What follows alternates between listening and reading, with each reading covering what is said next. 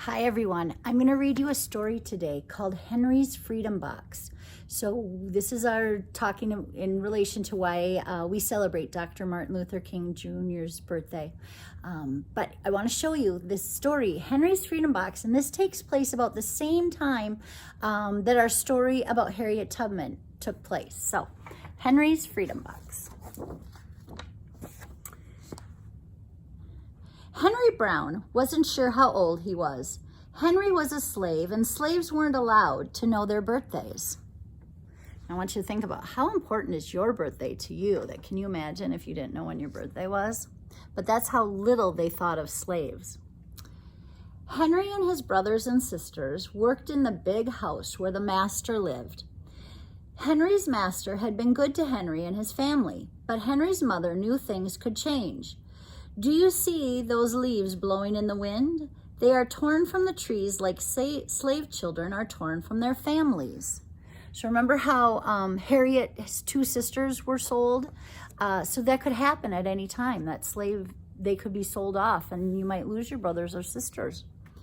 One morning, the master called for Henry and his mother. They climbed the wide staircase. The master lay in bed with only his head above the quilt. He was very ill. He beckoned them to come closer. Some slaves were freed by their owners. Henry's heart beat fast. Maybe the master would set him free. But the master said, "You are a good worker, Henry.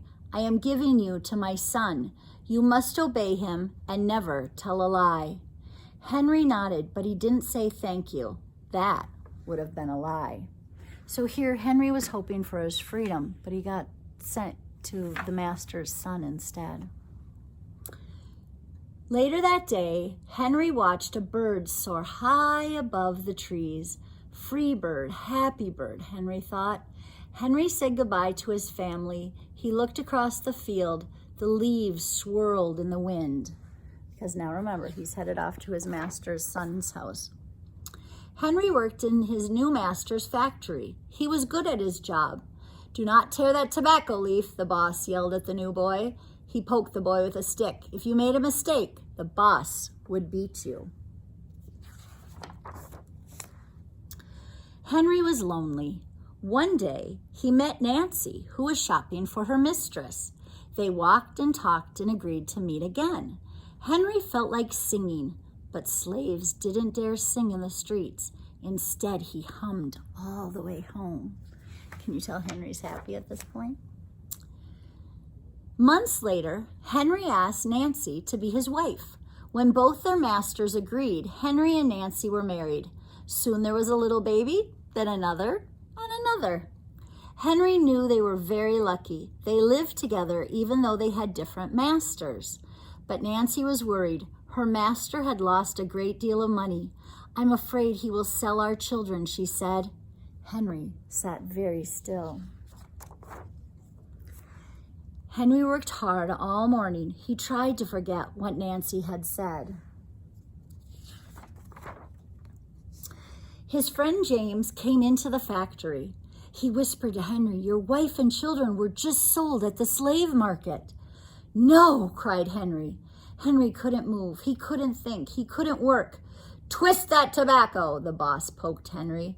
Henry twisted tobacco leaves. His heart twisted in his chest. Can you imagine all of a sudden your family being sold off and gone, and you don't even get to say goodbye maybe? At lunchtime, Henry rushed to the center of town. A large group of slaves was tied together. The owner shouted at them. Henry looked for his family. "Father, father!" Henry watched his children disappear down the road. Where was Nancy? He saw her the same moment she saw him. When he wiped away his tears, Nancy too was gone. Henry no longer sang. He couldn't hum. He went to work, and at night he ate supper and went to bed. Henry tried to think of happy times, but all he could see were the carts carrying away everyone he loved. Henry knew he would never see his family again. Many weeks passed. One morning, Henry heard singing. A little bird flew out of a tree into the open sky, and Henry thought about being free. But how? As he lifted a crate, he knew the answer.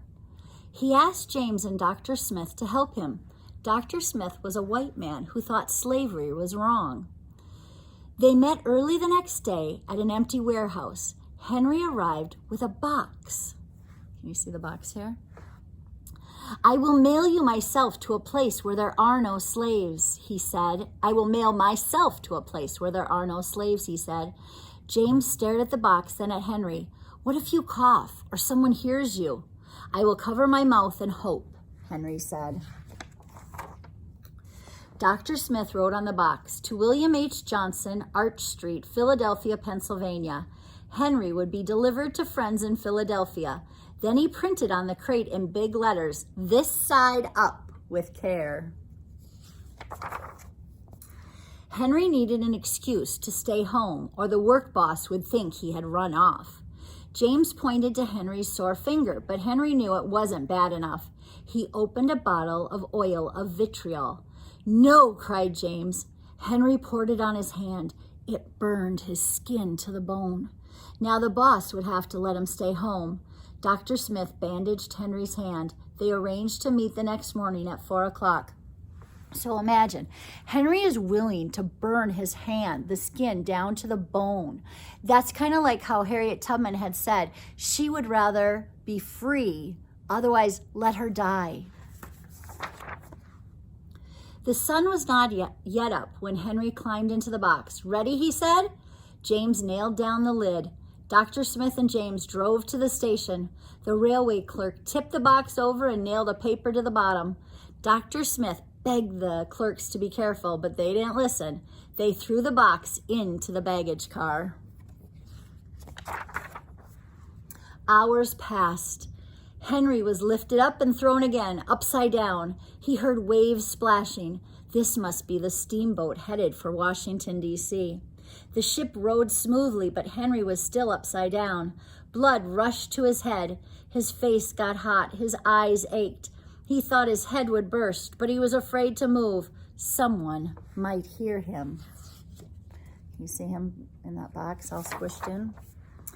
I'm tired of standing, someone said. Why don't we move that box and sit on it, said another. Henry held his breath. Could they be talking about his box? Henry was pushed. The box scraped the deck. Now he was on his right side, now on his left, and suddenly, right side up. What do you think is in here, said the first man. Mail, I guess, said the other. I am mail, thought Henry, but not the kind they imagine. Henry was carried off the steamboat and placed in a railroad car, this time head up. He fell asleep to the rattling song of the train wheels.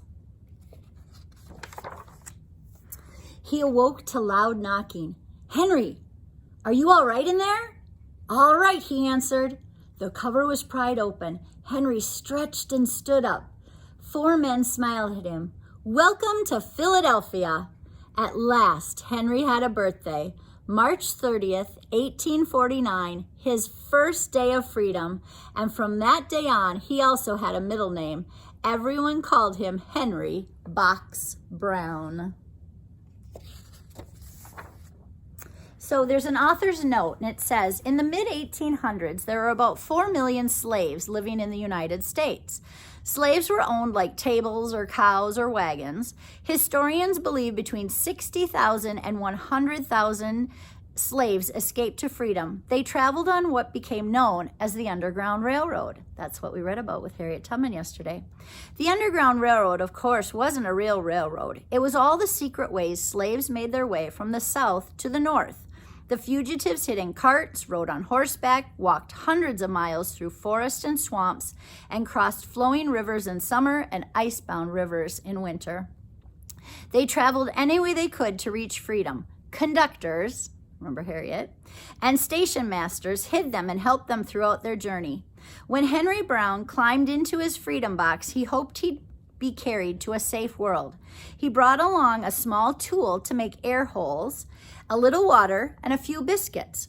His only worry was about being caught. Henry arrived safely in Philadelphia, having traveled 350 miles from Richmond, Virginia in 27 hours. His story made newspaper headlines in America and Europe, and Henry Box Brown became one of the most famous runaway slaves on the Underground Railroad, the man who mailed himself to freedom.